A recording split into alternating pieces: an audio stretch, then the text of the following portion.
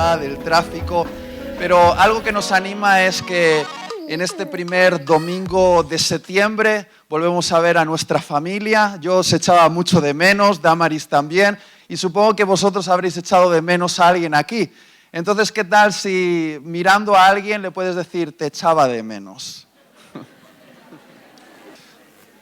Muy bien, hoy comenzamos una serie de predicaciones acerca de Jonás. Vamos a tener 4 domingos donde vamos a estar profundizando en este libro tan apasionante. Y la verdad que al estudiar Jonás, no sé los otros predicadores lo que dirán en los próximos domingos, pero yo me he fascinado porque el libro de Jonás es como una luz que se enciende en el Antiguo Testamento, una luz, una pálida luz del Evangelio a los gentiles, de la salvación universal. Y realmente es un libro apasionante. Tanto que tengo la tentación de pasar 2 horas predicando aquí de todo lo que he estudiado y estoy emocionado. Así de frikis somos los predicadores. Nos emocionamos con la Biblia. Pero voy a intentar concentrar todo el mensaje en un solo aspecto. Lo que he llamado el síndrome de Jonás. Vamos a orar. Dios, dame gracia para predicar este mensaje. Ayúdame a entrar dentro del corazón del profeta Jonás y a exponerlo delante de mis hermanos para que juntos, como con un espejo, podamos vernos reflejados en tu palabra y sanarnos de aquello que está distorsionado. Te lo pido en el nombre de Jesús. Amén. El síndrome de Jonás es una enfermedad espiritual que hizo que Jonás se alejase del centro de la voluntad de Dios. El síndrome de Jonás puede ser una enfermedad espiritual que puede hacer que nosotros nos alejemos del centro de la voluntad de Dios. Y con este mensaje me gustaría ayudarte a entender de qué se trata este síndrome, e intentar identificar algunos de sus síntomas para saber si se están dando en nuestro corazón y rápidamente tomar la medicina del Evangelio antes de que nos apartemos del centro de la voluntad de Dios y sea demasiado tarde. Entonces, acompáñame a la Escritura, vamos a leer varios versículos del libro de Jonás. Jonás capítulo 1, a partir del versículo 1 dice: vino palabra de Jehová a Jonás, hijo de Amitai, diciendo: levántate y ve a Nínive, aquella gran ciudad, y pregona contra ella, porque ha subido su maldad delante de mí. Y Jonás se levantó para huir de la presencia de Jehová a Tarsis, y descendió a Jope y halló una nave que partía para Tarsis, y pagando su pasaje entró en ella para irse con ellos a Tarsis, lejos de la presencia de Jehová. Lo primero que quiero que notes es que cuando Dios envía este mensaje a Jonás de ir a Nínive, lo está enviando a la capital del imperio más grande que existía en ese momento. La capital del imperio asirio. Y esa capital contaba con 120,000 personas. En aquella época eso era una gran ciudad. Pero Jonás decide ir en dirección contraria, va al puerto de Jope porque quiere tomar un barco rumbo a Tarsis. Parece ser que él también quería tener unas vacaciones en España, porque dicen los teólogos que Tarsis probablemente era el sur de España, quizá era un lugar cerca de Cádiz. Jonás capítulo 3, versículo 3. Después de que Jonás es devorado por el pez, experimenta un arrepentimiento, Dios le vuelve a llamar. Y le dice: y se levantó Jonás y fue a Nínive conforme a la palabra de Jehová. Y era Nínive ciudad grande en extremo, de 3 días de camino. Y comenzó Jonás a entrar por la ciudad caminando de un día y predicaba diciendo: de aquí a 40 días Nínive será destruida. Y los hombres de Nínive creyeron a Dios y proclamaron ayuno y se vistieron de cilicio desde el mayor hasta el menor de ellos. Versículo 10. Después de que la gente se arrepiente, tiene un acto de contrición, se proclama un ayuno. Versículo 10 dice, y vio Dios lo que hicieron, que se convirtieron de su mal camino y se arrepintió del mal que había dicho que les haría, y no lo hizo. Jonás capítulo 4, versículo 1. Pero Jonás se apesadumbró en extremo y se enojó. Y oró a Jehová diciendo, ahora, oh Jehová, ¿no es esto lo que yo decía estando aún en mi tierra? Por eso me apresuré a huir a Tarsis, porque sabía yo que tú eres Dios clemente y piadoso, tardo en enojarte y de grande misericordia, y que te arrepientes del mal. Ahora pues, oh Jehová, te ruego que me quites la vida, porque mejor me es la muerte que la vida. Bien dramático el tipo.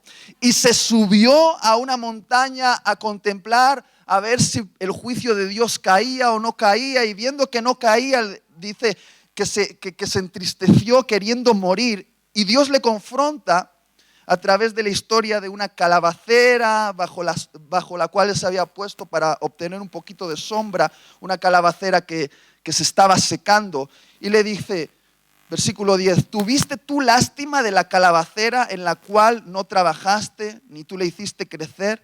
Que en espacio de una noche nació y en espacio de otra noche pereció.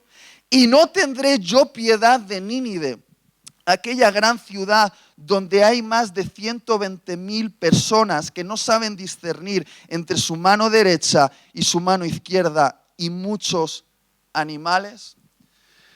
Muy bien, después de leer todo este texto, me gustaría concentrarme solo en una pregunta. Es esta. ¿Por qué huyó Jonás? ¿Por qué huyó Jonás del mandato de Dios de ir a pregonar juicio contra la ciudad de Nínive? Ahora, las primeras respuestas que pueden venirnos a la cabeza serían estas. Por ejemplo, Jonás huyó porque tenía miedo de que los ninivitas le matasen. Ahora bien, si lees todo el libro de Jonás, te darás cuenta de que Jonás precisamente no tenía miedo a la muerte. Varias veces pide, Dios, mátame, por favor, mátame. Incluso sugiere que le tiren del barco para morir. Entonces el tipo, más que miedo a la muerte, tenía problemas de mentalidad suicida, pero miedo a la muerte no tenía. Por lo tanto, eso no puede ser la razón. La segunda razón que podríamos argumentar es que Jonás era desleal a Dios y por eso huyó de su mandato. Pero si te das cuenta, Jonás era el hombre de Dios. Probablemente en Israel no había otro profeta más leal a Dios que Jonás. De hecho, el mismo Dios definió a Jonás como mi siervo Jonás. Y en varias ocasiones Jonás dice, incluso huyendo de Dios, que él le teme. Por lo tanto, no creo que esto se trate de deslealtad. Podríamos pensar entonces en una tercera razón. Podríamos decir, Jonás huyó porque no estaba cuerdo. Es decir, tenía alguna interferencia en algún cablecito de la cabeza. Pero en todo momento, si te das cuenta, Jonás es muy cuerdo. Él sabe lo que está haciendo, es consciente de ello y argumenta muy bien sus motivos. Por lo tanto, no creo que el tipo estuviese loco. Entonces, ¿cuál es el motivo por el cual Jonás huyó? Bueno, la respuesta la encontramos justo al final, cuando Jonás ve que Dios perdona a la ciudad de Nínive de su maldad y no derrama su juicio sobre esa ciudad. Entonces Jonás dice el motivo por el cual él huyó. Es Jonás 4:2. Dice, ¿no es esto lo que yo decía estando aún en mi tierra? Por eso me apresuré a huir a Tarsis, porque sabía yo que tú eres Dios clemente y piadoso, tardo en enojarte y de grande misericordia, y que te arrepientes del mal. En otras palabras, yo lo he escrito así. Por eso huí de tu mandato, Dios, porque conozco tu corazón. Te conozco muy bien, sé quién eres. Sé que eres clemente, compasivo y misericordioso, incluso con la gente despreciable como estos ninivitas desgraciados. Por eso huí de esta misión, porque sabía que si estos tipos, que son los enemigos de tu pueblo Israel, mostraban el más pequeño gesto de arrepentimiento, tú los perdonarías. Y yo no quería que fuesen perdonados porque nos han hecho mucho daño. En resumen, el motivo por el cual Jonás huyó fue esto. Él dijo, como conozco tu corazón misericordioso, huí de esta misión porque va en contra de mi sentido de justicia. Es decir, tu misericordia choca con mi sentido de justicia. Ahora, no te apresures a juzgar a Jonás porque quizá te estás juzgando a ti mismo porque somos muy parecidos a Jonás. Jonás tenía muy buenas razones para desear la muerte de esos desgraciados.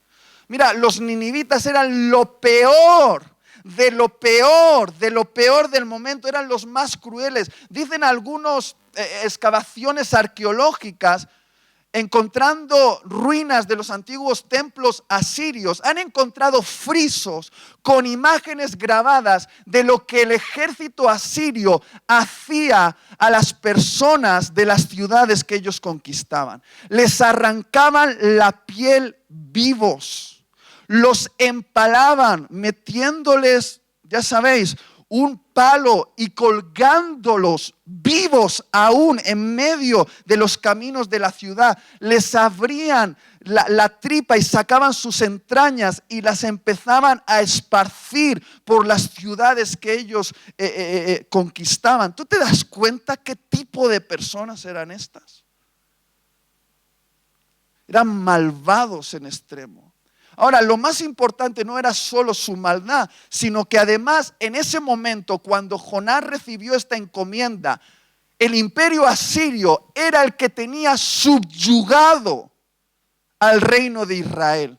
Israel pagaba tributo a los asirios. Y si estudias un poquito la Biblia, te darás cuenta de que décadas después de la muerte de Jonás, fueron los asirios quienes destruyeron Israel y esparcieron a los israelitas, es decir, al reino del norte por toda la tierra, de una forma bastante bestial además.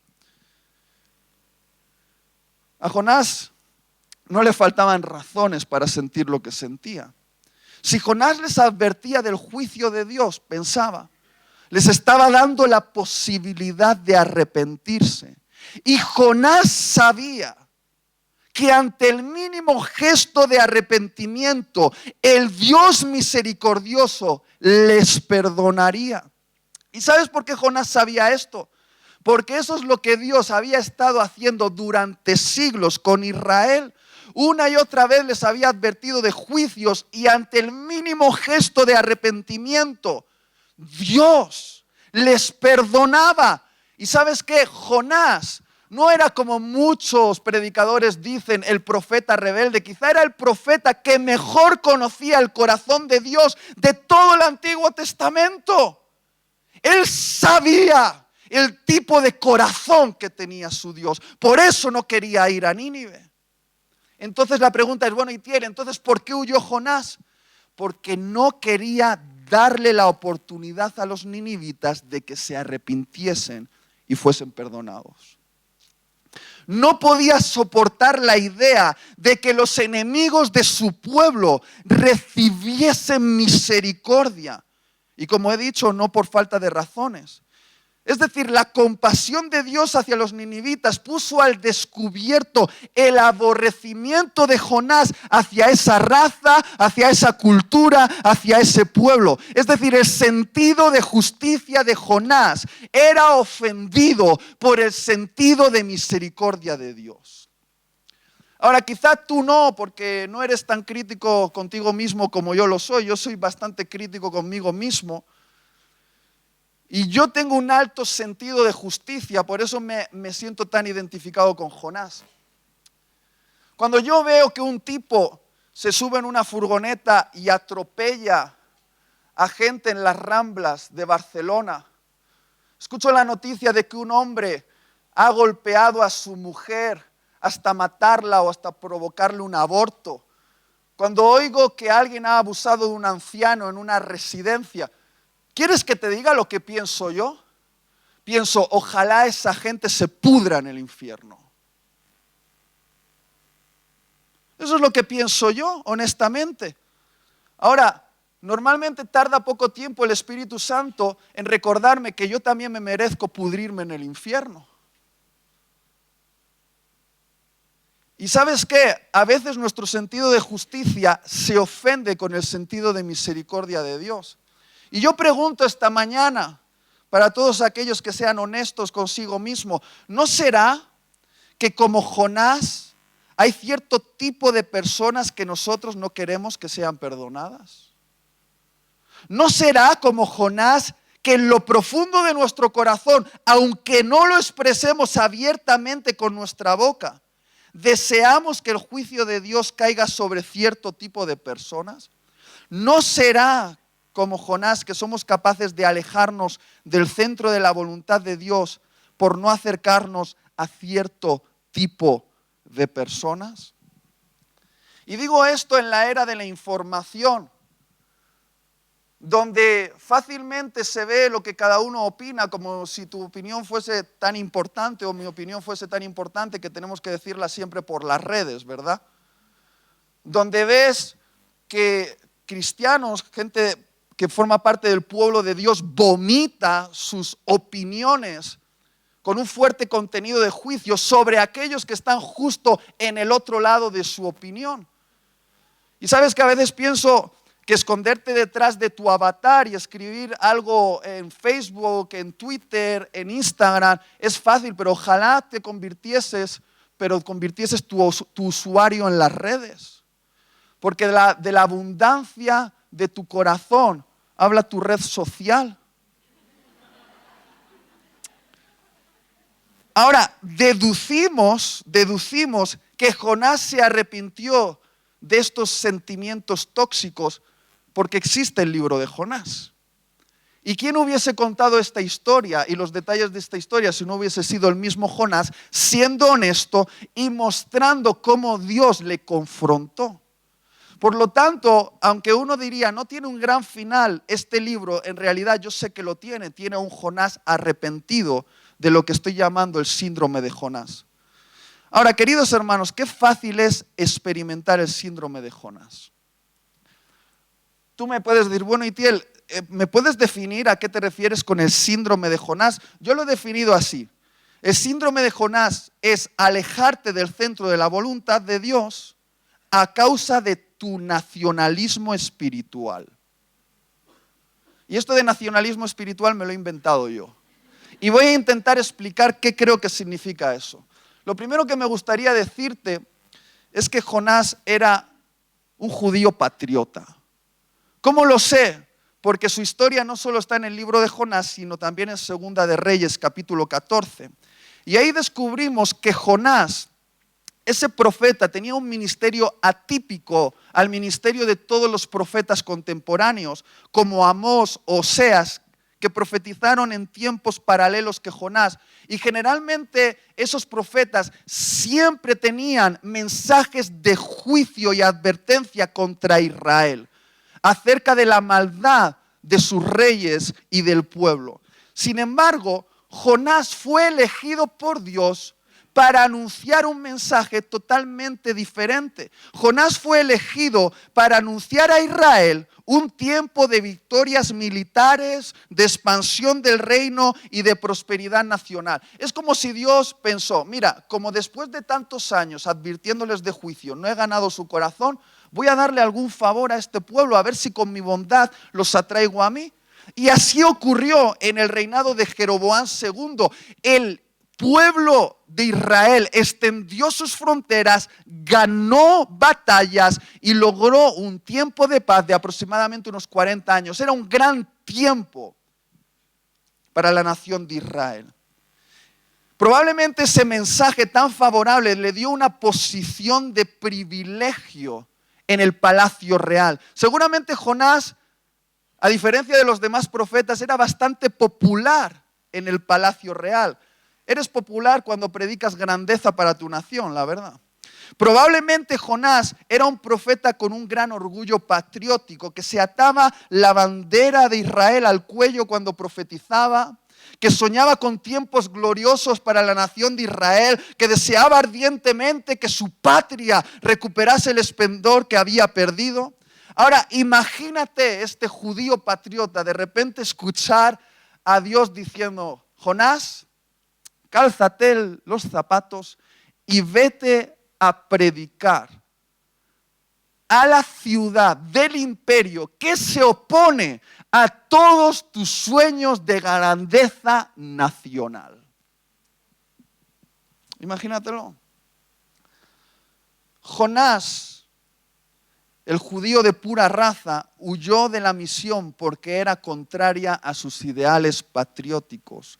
Huyó de la misión justificando que eso era lo mejor para el futuro de Israel. Es decir, lo mejor para el futuro de Israel es que Nínive fuese destruida. Huyó de la misión convencido de que Dios estaba equivocado. Parece ser que Jonás era más judío que siervo de Dios. Amaba más al Israel de Dios que al Dios de Israel. Y cuidado que eso nos puede pasar a nosotros. ¿Por qué? Porque el orgullo nacionalista le impidió ser un canal de misericordia para los asirios. Hablemos del nacionalismo espiritual. ¿Qué tiene que ver eso con nosotros? Nosotros, al igual que Jonás, podemos alejarnos del centro de la voluntad de Dios a causa de nuestro nacionalismo espiritual. La Biblia dice que nosotros los cristianos somos una nación santa.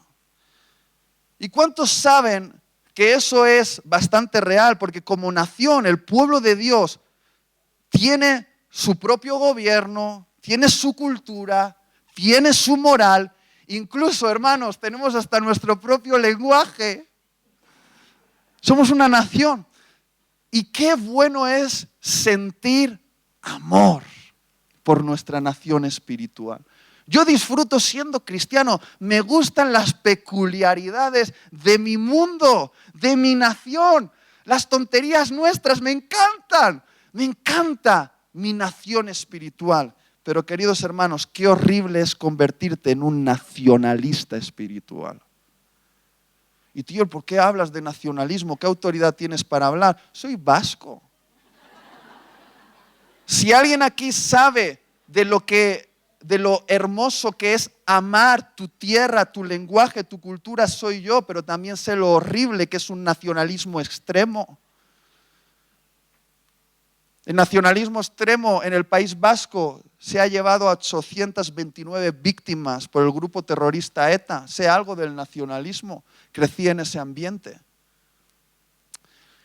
El nacionalismo espiritual es un estorbo para el cumplimiento de los planes de Dios sobre la tierra. Ahora dices, Itiel, es que no estoy entendiendo bien esto del nacionalismo. Claro, es que me he inventado yo esa palabra, creo, no sé, entonces voy a intentar definirla. 4 cosas que para mí es el nacionalismo espiritual. El nacionalismo espiritual del pueblo de Dios divide el mundo entre nosotros y ellos. Siempre dividimos entre la iglesia y el mundo, los santos y los paganos, los buenos y los malos. 2, juzga a los otros desde una plataforma de superioridad moral. Nosotros tenemos siempre toda la verdad y todo nuestro juicio siempre es acertado. 3, se aísla e intenta protegerse de cualquier influencia externa. Cuidado, que cualquier cosa de allá afuera es peligrosa para nosotros. Debemos encerrarnos y no permitir ninguna influencia externa. 4, cree que todos los beneficios de Dios son exclusivos para nosotros. Al igual que Jonás, queridos hermanos, nuestro nacionalismo espiritual puede impedirnos ser un canal de misericordia para los enemigos de nuestros valores. ¿De qué estás hablando, Itiel? Pues que tenemos enemigos de nuestros valores, de los valores de esta nación. Por ejemplo, el colectivo gay es enemigo de los valores de nuestra nación. O quizá aquellos que practican la religión islámica pueden ser enemigos de los valores de nuestra nación. O ciertos grupos con ideologías políticas de izquierdas o de derechas pueden ser los enemigos de los valores de nuestra nación. O cierta gente que trabaja en ciertos trabajos de ciertas influencias pueden ser los enemigos de los valores de nuestra nación. ¿Y sabes qué? Nuestro nacionalismo espiritual nos puede impedir ser un canal de misericordia para aquellos que están fuera de nuestro grupo, que piensan diferente a nosotros. Y oye, cuidado, que pueden estar sinceramente equivocados, y claro que lo están. Pero no estamos hablando aquí de eso, estamos hablando de la misericordia. Y yo puedo escuchar a Dios como habló al profeta Jonás. Nos está hablando a todos nosotros y nos está diciendo: id a Nínive, porque aún hay salvación para ellos. Mi misericordia quiere alcanzar a aquellos que tú aborreces.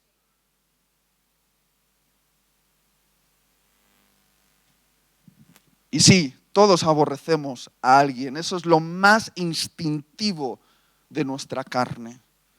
Y quiero preguntar esta mañana: ¿cuántos estáis huyendo como Jonás?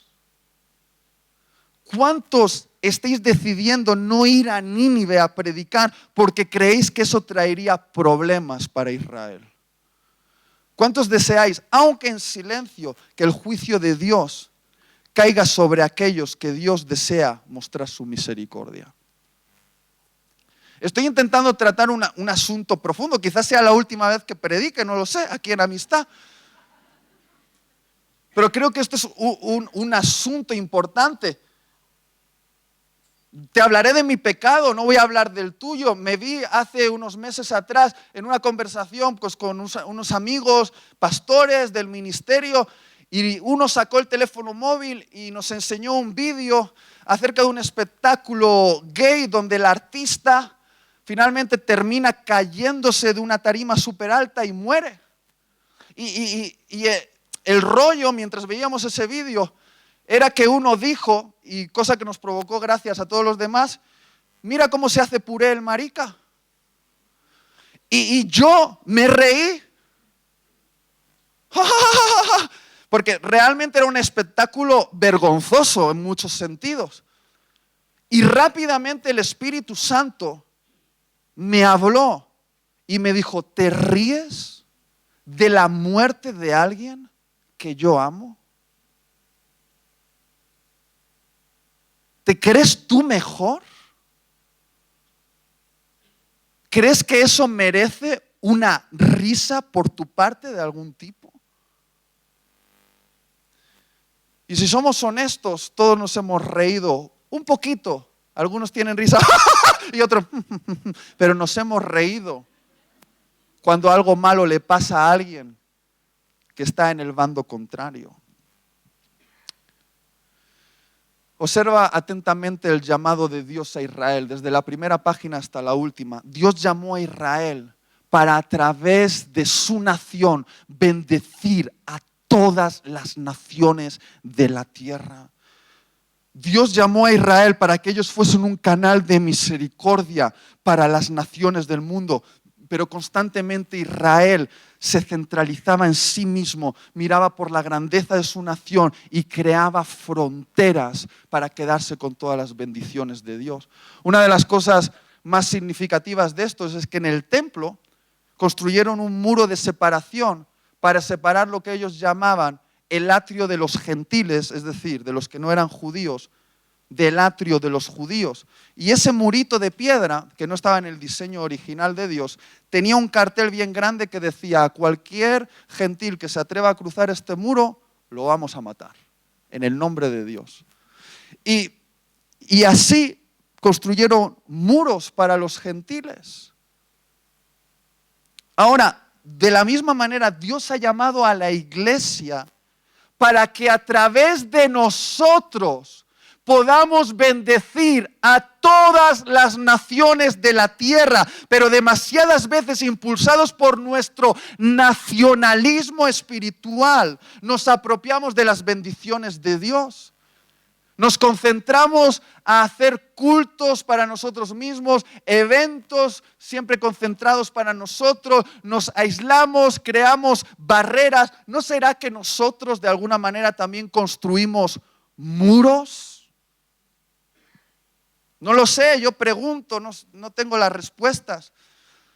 Pero hay algo muy interesante en esta historia que se conecta con el Evangelio. Cuando Jonás quería huir de este llamado de Dios a llevar arrepentimiento a los gentiles, dice que él va al puerto de Jope para emprender su huida. Lo interesante es que siglos después, ¿sabéis en qué lugar Dios dio una visión a Pedro acerca de su deseo de salvar a los gentiles y de alcanzarlos con el Evangelio? ¿Sabéis dónde? En Jope. Pedro fue el primer apóstol que entendió que el Evangelio era también para los gentiles, aunque Jesús ya llevaba diciéndolo un tiempo, pero como eran bien duritos, no entendían. Ahora, fijaos qué sutil es el nacionalismo espiritual, que en Gálatas capítulo 2, Pablo dice que tuvo que confrontar a Pedro en su misma cara.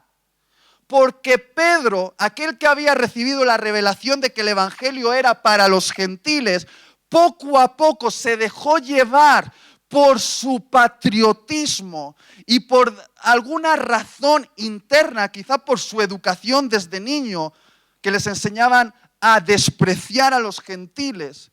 Empezó a hacer división entre los cristianos circuncidados y los no circuncidados, entre los judíos y los no judíos.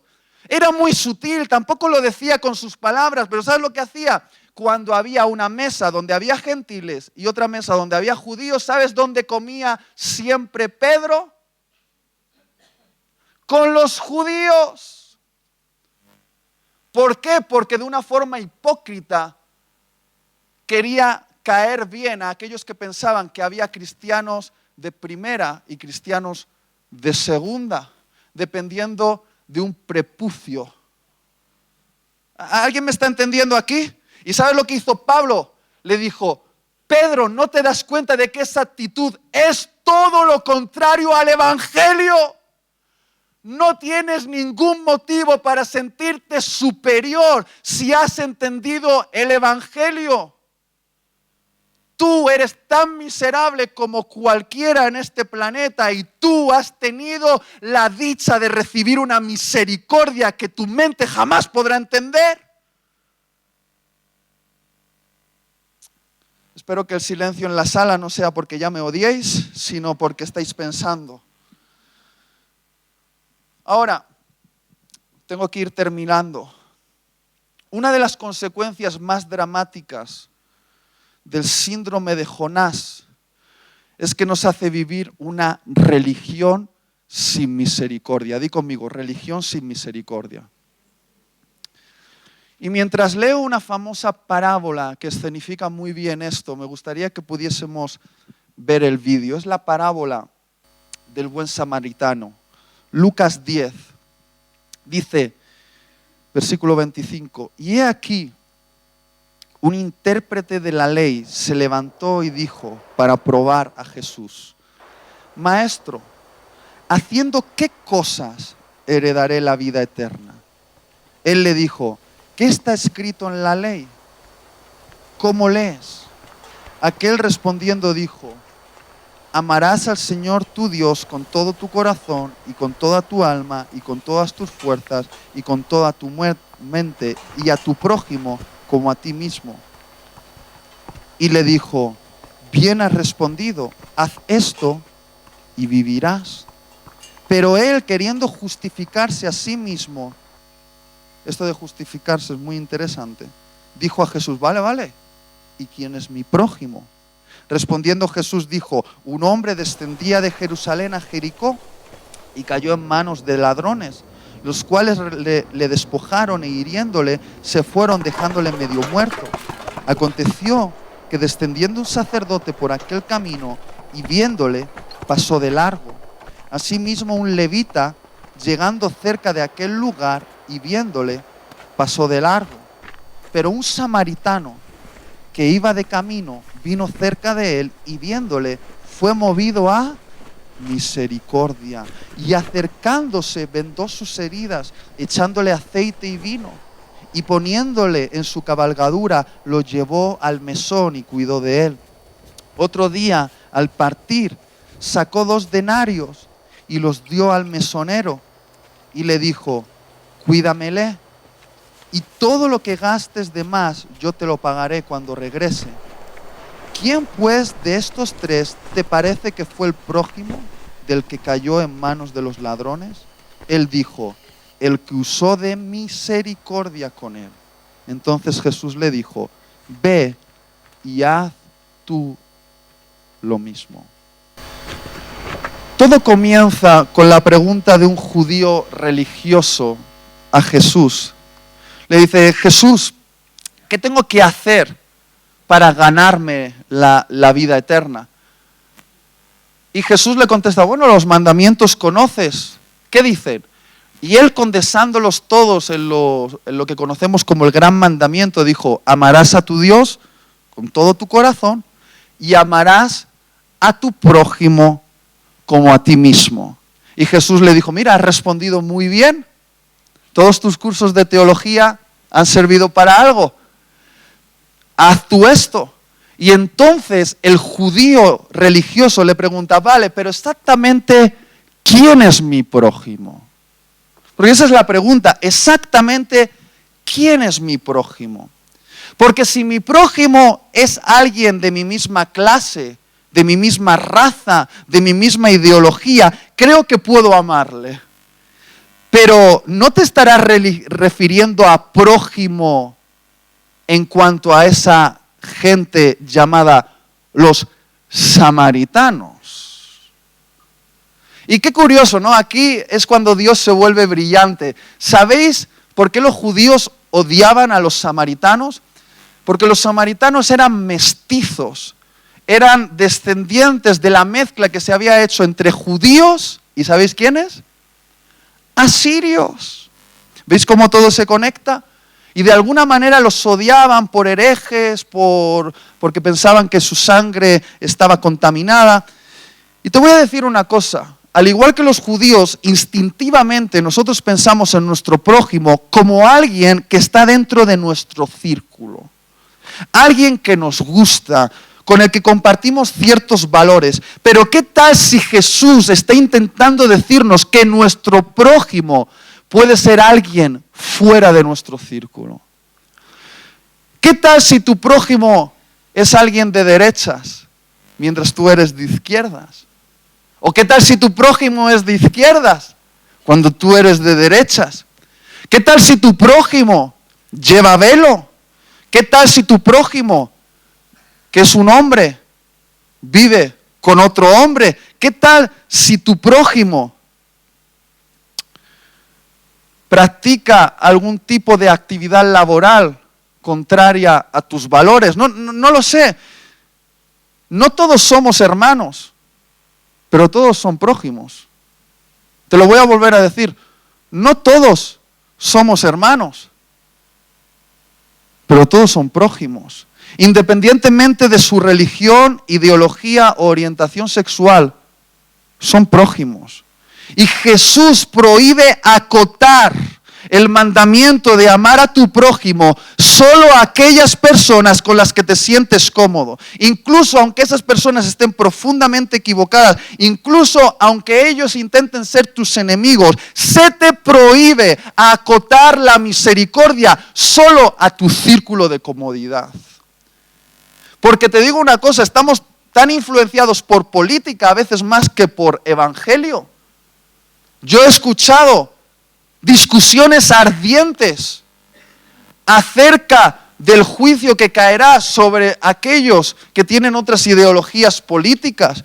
Y, queridos hermanos, yo tengo muy bien definido mis valores, y no os los voy a decir porque quizá dividiría la sala en dos, algunos me amaríais y otros me odiaríais, pero ¿sabes qué es lo interesante? Es que me deberíais amar incluso aunque esté fuera de vuestro círculo. aunque tenga ideas diferentes a vosotros, el amor al prójimo es algo que no puedes acotar. Ciertamente, no todos son hermanos, pero todos son prójimos. ¿Alguien me está entendiendo aquí? Y algunos dicen, es que Itiel, yo no puedo con ese tipo de personas. Ya lo sé que tú no puedes, por eso Hechos capítulo 1, versículo 8 dice, recibiréis poder. ¿Para qué? Para ser testigos en Jerusalén, Judea, Samaria y hasta lo último de la tierra. Y algunos creen que ese texto dice, recibirás poder para ser testigo en Madrid, más amplio, en España, más amplio, en Europa, más amplio hasta lo último de la tierra. Pero queridos hermanos, cuando dice Jerusalén, Judea y Samaria, no está ampliando el territorio, está diciendo esa zona dentro de tu territorio que se llama Samaria y que tú no pones ni un pie, porque hay esa gente que tú aborreces, ahí te va a dar poder el Espíritu Santo para entrar a Samaria. Es que yo no puedo, ya sabemos que no puedes, por eso necesitas al Espíritu Santo. Todos necesitamos al Espíritu Santo para amar a nuestro prójimo, porque amar a nuestro prójimo es imposible para nuestro corazón carnal. Un hombre judío es asaltado, golpeado y dejado en medio del camino. Y pasa un sacerdote, y pasa un levita, profesionales de la religión. ¿A qué se dedicaban los sacerdotes y levitas? Eran profesionales de la religión. Y cuando ven a ese hombre judío tirado, no le socorren, no sienten misericordia, sino que siguen su camino rumbo a la religión. Y algunos quieren hacer ver que el sacerdote y el levita eran malas personas. No eran malas personas. Eran personas muy sinceras con lo que creían, quizá más consecuencia con lo que creían que nosotros. ¿Sabéis por qué el sacerdote y el levita no ayudaron a ese tipo en el camino? Por no mancharse. Porque había una ley ceremonial religiosa que decía que un sacerdote y un levita no podían tocar algo que estuviese muerto. Porque si tocaban algo muerto, si se contaminaban con lo muerto, tenían que romper sus vestiduras, tenían que comprarse unas nuevas y pasar por un ritual de purificación que les hacía tener que abandonar su oficio religioso durante varias semanas. Ellos no abandonaron a ese hombre en el camino por maldad, sino por religión. El sacerdote y el levita, por no transgredir una ley de limpieza ceremonial, transgredieron una ley superior de misericordia. Es decir, no quisieron ensuciarse las manos. Pusieron sus intereses religiosos antes que la misericordia. Y muchas veces Jesús confrontó a los fariseos, y todos creemos que el fariseo es otro, que no soy yo, pero todos llevamos un fariseo dentro. Y muchas veces Jesús dijo, hay fariseos hipócritas que diezmáis de la menta, el eneldo y el comino, es decir, que contáis cada semilla, cada hoja y apartáis matemáticamente el 10% a la perfección. Cumplís las leyes inferiores a la perfección, pero olvidáis la ley superior, olvidáis la ley de la misericordia. ¿Cuándo llegaréis a entender lo que significa misericordia quiero y no vuestros sacrificios?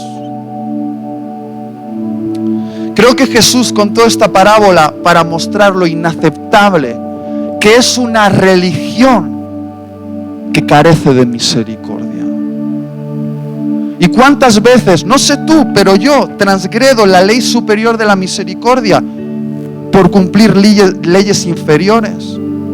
Cumplimos la tarea religiosa, asistimos a la reunión, echamos nuestro diezmo, pero nos olvidamos de la misericordia. ¿Y sabes qué? Nos sentimos justificados porque cumplimos las leyes inferiores, los detallitos de la religión, y nos olvidamos del asunto primario de lo que se trata esto. Todo el mensaje del Evangelio, que se trata de misericordia.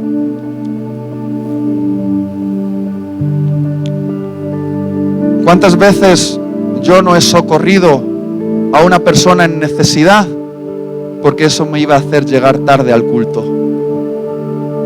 Y yo me pregunto, ¿qué es más importante, asistir al culto o la misericordia?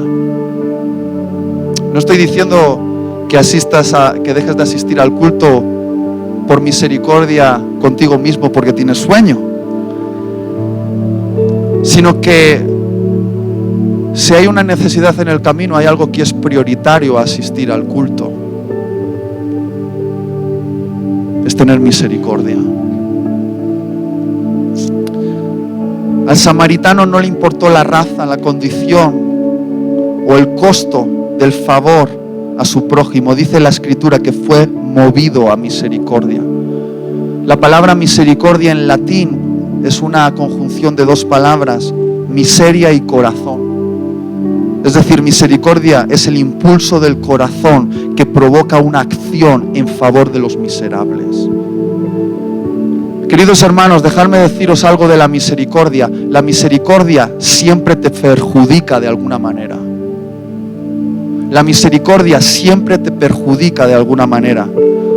Este samaritano rompió su agenda por la misericordia, se puso en riesgo por la misericordia, se incomodó por la misericordia, pagó de su dinero por la misericordia. El samaritano, a diferencia del sacerdote y el levita, se manchó las manos con la miseria de otro. Queridos hermanos, qué horrible será presentarse delante de Jesús con las manos limpias. Yo quiero presentarme delante de Jesús con mi corazón limpio, pero con mis manos sucias. Sucias de haberlas ensuciado con la miseria de mi prójimo, por haberme involucrado en la tarea de socorrerlo, incluso si es mi enemigo. El religioso judío preguntó, ahora sí termino de verdad, ¿quién es mi prójimo? Y Jesús, después de contar la parábola, le pregunta a él, no, dime tú, ¿quién de los tres crees que fue el prójimo para el hombre herido? Y la respuesta fue, el prójimo fue el que se aproximó. ¿Quién es el prójimo? El que se aproxima. Y Jesús hace algo brillante, porque nuestro Jesús era así, siempre nos hacía pensar. Él no puso al samaritano herido en el suelo, puso al judío herido en el suelo. Y de alguna manera con esa parábola le estaba diciendo a sus oyentes judíos, hey, ¿cómo querríais que ese samaritano al que odiáis actuase si vosotros fueseis los que estáis entre la vida y la muerte? ¿Qué querríais que haría ese samaritano en ese momento donde no importa tanto la ideología, la raza o los puntos teológicos? En ese momento donde todo se trata de sobrevivir, la respuesta es obvia para todos. Querría que ese samaritano me ayudase, que tuviese misericordia de mí. Y entonces Jesús le dice, entonces ¿por qué no haces tú lo mismo? ¿No entendemos que aquí estamos hablando de algo más grande que política? Algo más grande que de orientación sexual, algo más grande de religiones. Estamos hablando de la historia de Dios con el mundo y de su deseo, quizá no tu deseo, pero de su deseo de alcanzar con misericordia a cada ser humano que Él diseñó para sí mismo.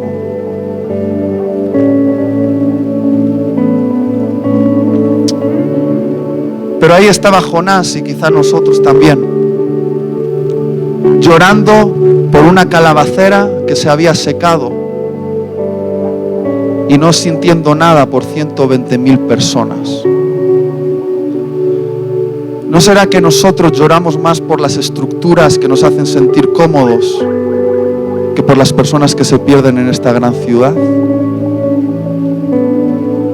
Quizá nosotros lucharíamos más por preservar esta estructura que lo que lucharíamos por la salvación de esta gran ciudad.